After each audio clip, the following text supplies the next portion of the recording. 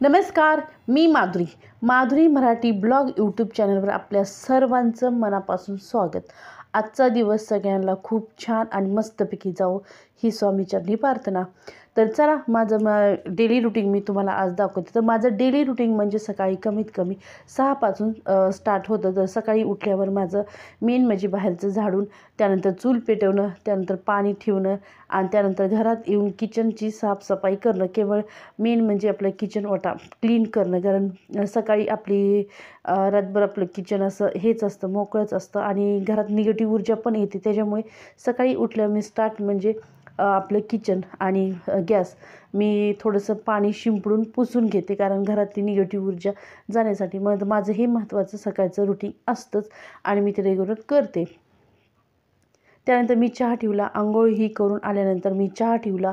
त्यानंतर मी माझे चालले कणिक मळायचं काम। एकीकडे चहा होतो, एकीकडे माझं कणिक मळायचं काम चाललेलं आहे। जेवढं मला रेग्युलर चपात्या म्हणजे जास्त लागतील किंवा कमी लागतील ह्याप्रमाणे मी ते मळत असते। आणि सकाळच्या मुलांच्या म्हणजे शाळा चालू इथं सध्या मुलांच्या शाळा आणि डब्बा घरच्या म्हणजे मेन त्यांचा डब्बा ह्या तिघांसाठी मला ते बनवायला लागतं। मग सकाळी कंपल्सरी मला चपाती बनवावीच लागते। तर माझी कणिक मळून झालेली आहे। त्यानंतर आज मी सांडग्याची भाजी बनवणार आहे। तर आज गुरुवार आहे।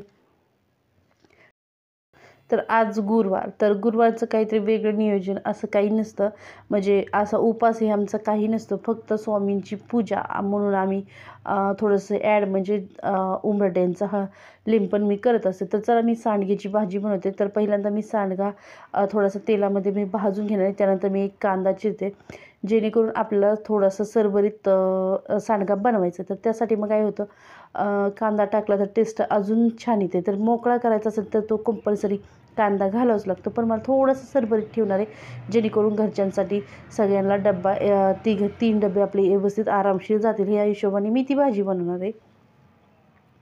तर तेल टाकते, तेल मी अंदाज टाकते, त्याचप्रमाणे मी भाजीचं पण चपातीचं पण तेल काढून घेतलं आहे। कढीपत्ता टाकला आहे, जिरी मोहरी आणि थोडंसं हिंग आणि आपला जो रेग्युलर काळा मसाला जो घरगुती असतो तो टाकून घ्यायचा। नंतर कांदा आधी आपल्याला भाजून घ्यायचा आहे महत्त्वाचा। तर ह्या पद्धतीने माझी भाजी झालेली आहे सांडग्याची सरभरीत। मी जास्त पातळ नाही केली, मी तुम्हाला दाखवली पण ती पळीने। आता मी तुम्हाला बाहेरचं माझं दाखवते। तर बाहेरचं माझा वटा झाडून झालेलं आहे आणि पण एवढंच की पावसाळा चालू असल्यामुळे मी त्याला काही सारलं नाही, कारण सारखा पाऊस ये जा करतो आहे, त्यामुळे काही सारलं नाही। आणि इकडं माझी चूल पेटवलेली आहे आणि तिकडं माझं पाणी तापवणं पण चालवलं आहे। पाणी तापतं, जसं होईल तसं त्या आंघोळे करत असतात। त्यानंतर आता मी देवपूजा करणार आहे। तर सकाळी मेन म्हणजे माझी सकाळी उठले मी घर क्लीन करून घेते असते। त्यानंतर घर साफ केलं का नाही, त्यानंतर मग माझं कणिक मळणे किंवा भाजी टाकून घेणे एवढे 2 कामं करून घ्यायची।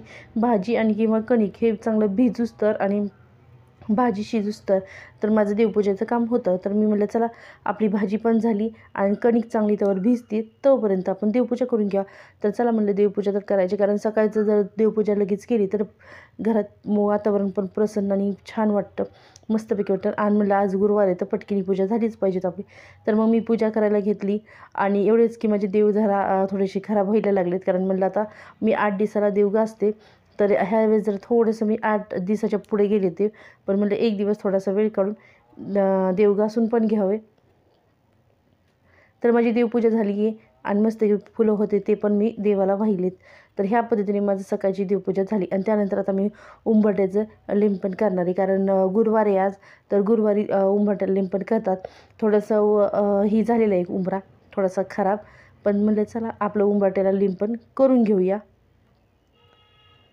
तर कुंकू तर माझी हळद आहे ना थोडीशी फेंट आहे, वेगळीच हळद आहे ती, अशी कुंकासारखी दिसते। त्यामुळे ते काय होतं आहे, त्याला उंबऱ्याला लावलं तरी ती व्यवस्थित काही दिसेना। तर म्हणलं हळद आपण पहिल्यांदा बदलून घ्यावे, कारण हळदच खूप वेगळी आलेली आहे ती। असं त्याच्यात पाणी मिक्स केले की असं वाटते ते कुंकू त्यात मिक्स केल्यागत वाटते। त्याच्यामुळे कलर आधीच उंबरठ्याला ज्यावेळेस लिंपण करतो त्यावेळेस असं लिंपण दिसत नव्हतं, त्यामुळे म्हणलं ती हळद तर आपण बदलून घ्यावं। नंतर मी ह्या उंबरठ्याला हळद लावून घेतलेली आणि त्याच्यानंतर मी करणार आहे आता हळदी कुंकवाचं त्याला लावून घेते हळदी कुंकू सगळीकडे।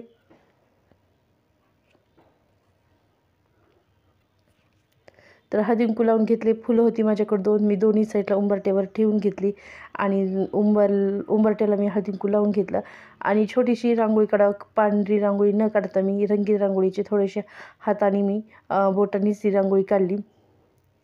कारण काय होतं, वातावरण चेंज होतं की पावसाळ्याने पण ते धुवून जाते, कारण आभाळ पण आलं होतं, मला ते तर धुवून जाणार, मग थोडीशी छोटीशी रांगोळी काढली. ह्या पद्धतीने माझं उंबरठ्याचं पण लेप लावून मी घेतलं आहे. आता माझं घरातलं चपात्याचं रुटीन चालणार आहे, कारण महत्त्वाची कामं तर करून घेते. आता चपाती झाली की मुलींना डबे भरून द्यायचे आणि त्यांचा पण डबा भरून द्यायचा. ती कामं झाली, डब्बा भरून दिले की त्यानंतर आपण बाकीची घरातली कामे हळूहळू जशी होईल तशी करू शकतो. मग त्यानंतर काय होतं, धुणं आणि भांडी आणि घरातली फरशी किंवा कपडे इकडे तिकडे पडलेले असतात त्याचे घडे घालायच्या. मग एवढीच कामं आपल्याला घरी असतात. मग असं वाटलं असं दुसरी माझी टेलरिंगची पण कामे असतात, ती पण मी करून घेत असते. तर म्हणलं आधीच तुम्हाला आजचं माझं डेली रुटीन मी दाखवते, कारण जे थोडं थोडं असेल ना ते मी शेअर करते. धुण्या भांडीचा हा व्हिडिओ काय मी तुम्हाला शेअर केला नाही की धुणं धुताना किंवा भांडी असं हे काय दाखवलं. जे सकाळचं जे पहाटं जे 7 वाजता जे रुटीन सुरू होतं ते रुटीन मी तुम्हाला शेअर केले. तर चपात्या करायच्या चालल्या, 4-5 चपात्या म्हणलं पटपट करून द्यावा दोघींना, एक डब्याला, आणि त्यांना डब्याला दिले की मग त्यांचे डबे भरून दिले की सगळी कामे होतात. मग राहिली तरी आपण एक भाकरी टाकू शकतो. आणि कणिक कसं मी मापात करते, इथंच नाश्त्याला एक सगळेजण खातात आणि डब्याला घेऊन जातात, कारण मुलींना दुपारनंतर 1-1:30च्या दरम्यान जेवण असतं, त्याच्यामुळे मग खूप वेळ होतो, कारण मग शक्यतो कसं उपाशी ठेवता येत नाही, त्याच्यामुळे त्यांना सकाळचं रुटीन सकाळी खाऊन पाठवतेच. त्याच्यामुळे चपाती ही कंपल्सरी त्यांना सकाळची देते. कधी चहावर खातात तर कधी भाजी चपाती खातात आणि मग भाजी डब्याला एक घेऊन जातात. त्याच्यामुळे काय होतं, मग रुटीन आपलं रेग्युलर जे चपात्या किती करायच्या हे अंदाज कळतो. मग त्याचप्रमाणे मी करत असते. तर सकाळी माझ्या चपात्या करायचं काम झालं आणि कणिक तर जास्त भिजवली तर चपात्या पण खूप छान अशा होतात. त्याच्यामुळे मला ती कणिक भिजवूनच चपात्या करायला आवडतात. तर माझी चांगली कणिक पण भिजली, त्यामुळे चपात्या पण छान होतात. तर ह्या पद्धतीने माझ्या चपात्या पण होतील आता आणि डबे पण भरून देते. तर हा व्हिडिओ तुम्हाला माझा डेली रुटीनचा मी तुम्हाला थोडा शेअर केला आहे. तर हा व्हिडिओ तुम्हाला कसा वाटतो आहे, आवडला तर लाईक, शेअर आणि सबस्क्राईब करायला अजिबात विसरू नका. इथेच माझा व्हिडिओचा शेवट करते. धन्यवाद.